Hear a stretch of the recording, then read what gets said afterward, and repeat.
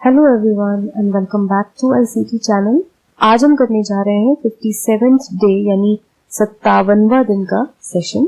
और आज जो सेंटेंसेस हम पढ़ने वाले हैं वो कुछ सेइंग्स हैं, यानी वो कुछ नीति वाक्य हैं। जो सेइंग्स होते हैं वो जनरल सेइंग्स होते हैं, मतलब वो जनरल सेंटेंसेस होते हैं।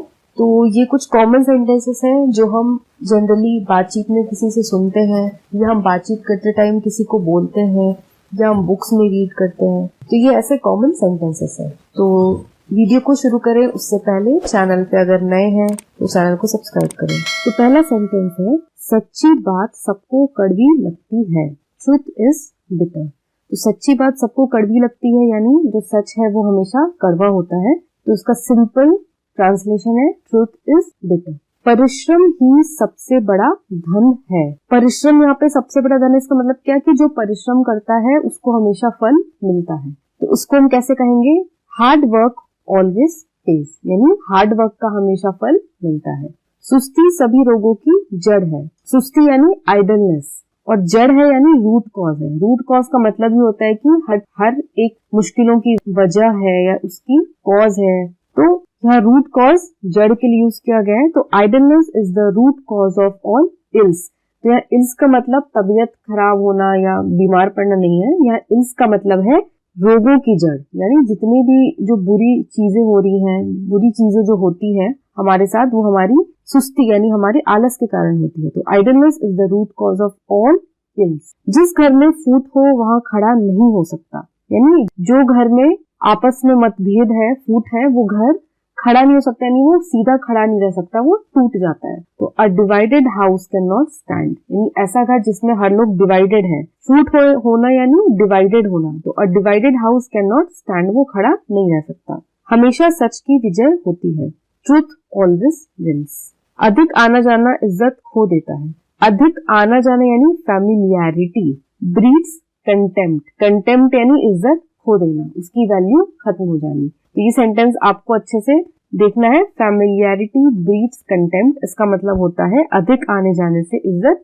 खो जाना। खुशहाली मित्र बनाती है परंतु विपदा उनको परखती है। तो जब आप खुश होते हो, यानी जब आप प्रॉस्परस होते हो, तो प्रॉस्परस का मतलब क्या होता है, खुश होना, हंसते खेलते रहना।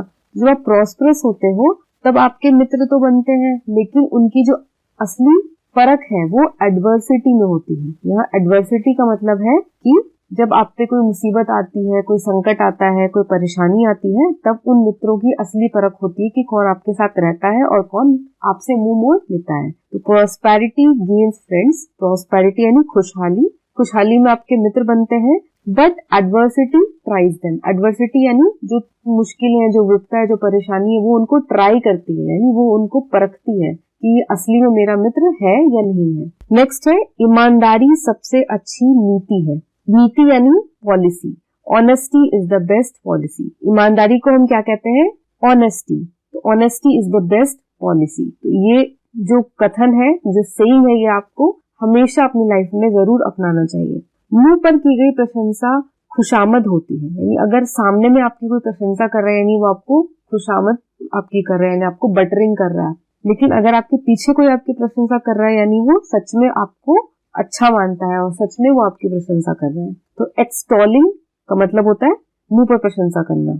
एक्सटॉलिंग या फिर praising you at your face is flattery. Flattery का मतलब क्या होता है, फ्लैटरी होता है खुशामद करना, यानी बटरिंग, यानी कोई आपको मक्खन लगा रहा है, आपकी प्रशंसा कर रहा है आपके मुंह के सामने, तो वो आपको मक्खन लगा रहा है, वो सच में आपको आपकी प्रशंसा नहीं कर रहा।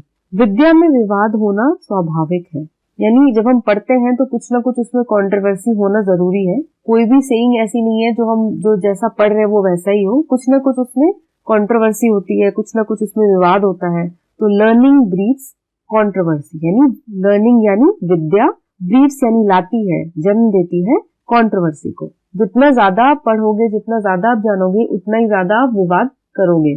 पांचों उंगलियां बराबर नहीं होती, ये आप सबने सुना होगा।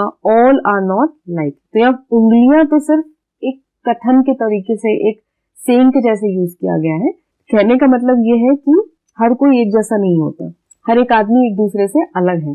तो all are not alike. All का मतलब हर कोई, यहाँ पे ऑल का मीनिंग है, मतलब हर कोई। नेक्स्ट सेंटेंस है, संसार में कुछ भी स्थायी नहीं है। स्थायी का मतलब क्या होता है, परमानेंट नहीं है। तो nothing is permanent in this world, world यानी संसार। नेक्स्ट है काम को काम सिखाता है।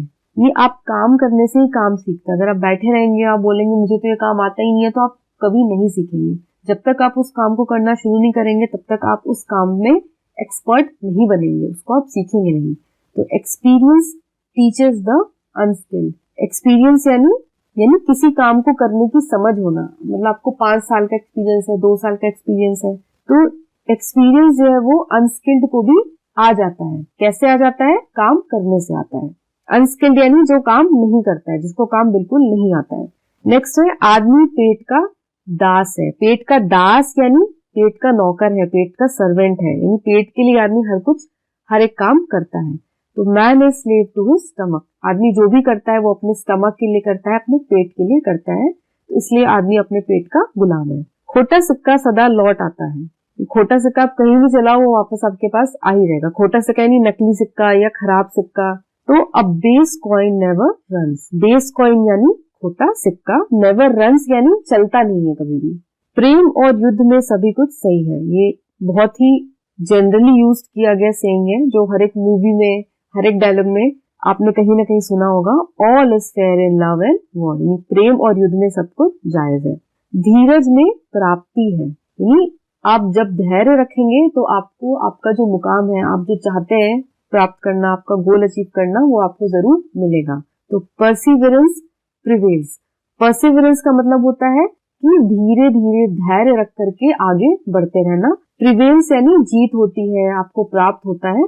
सिंपल सेइंग है ये, परसिवरेंस प्रिवेल्स, यानी धीरज में ही प्राप्ति होती है, धीरज रखने से ही गोल अचीव होता है। शराफत में कुछ खर्च नहीं होता, यानी अगर आप शरीफ हैं तो आपका कुछ खर्च नहीं होता। शराफत अपनाने में कुछ खर्च नहीं होगा आपका।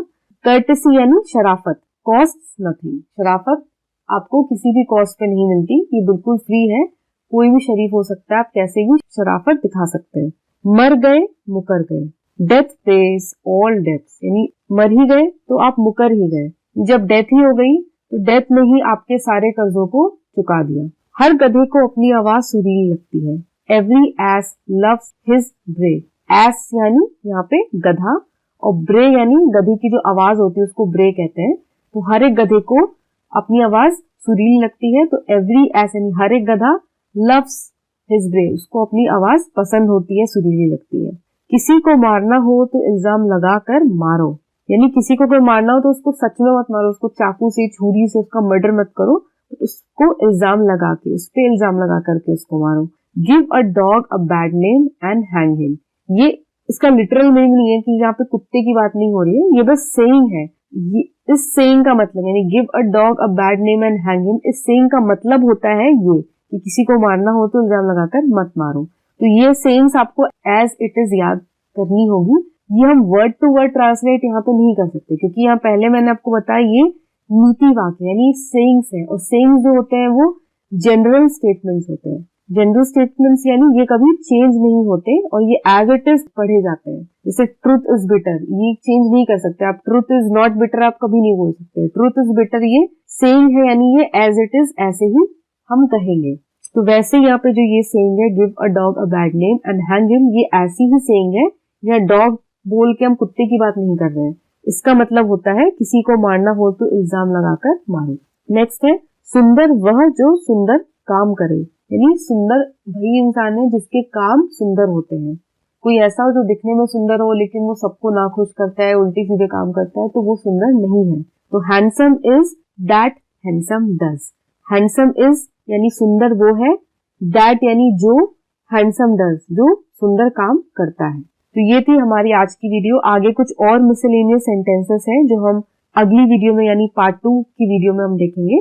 तो आज की वीडियो आपको अगर पसंद आई हो तो वीडियो को लाइक करें, अपने फ्रेंड्स के साथ शेयर करें, नए हैं तो चैनल को सब्सक्राइब करें। तो मैं मिलूंगी आपको एक नई वीडियो के साथ। इसी चैनल पे बने रहे ऐसी ही एक्साइटिंग वीडियोस के लिए और नई वीडियोस के लिए। तब तक के लिए take care and have a nice day.